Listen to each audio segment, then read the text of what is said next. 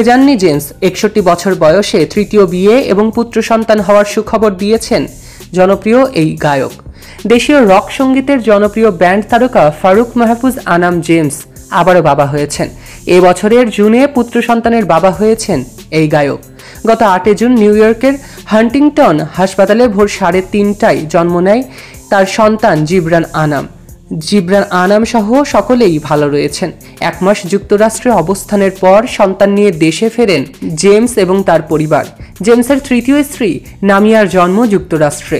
তিনি সেখানের জন J college থেকে ক্রিমিনাল জাস্টিসে স্নাতক সম্পন্ন করেছেন।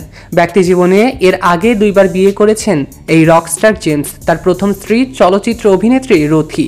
1991 সালে বিয়ের পর 2003 সালে তাদের বিচ্ছেদ হয়। 2000 সালে বেনজির সাজ্জাদের সঙ্গে পরিচয় হয় জেমসের। এরপর আমেরিকায় গিয়ে তারা বিয়ে করেন। 2014 সালে সেই বিবাহ ভেঙে যায়।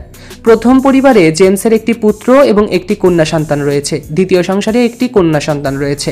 তৃতীয় সংসারে আবারও পুত্র সন্তান জন্ম দিয়েছেন জনপ্রিয় এই গায়ক ব্যান্ড তারকা জেমস।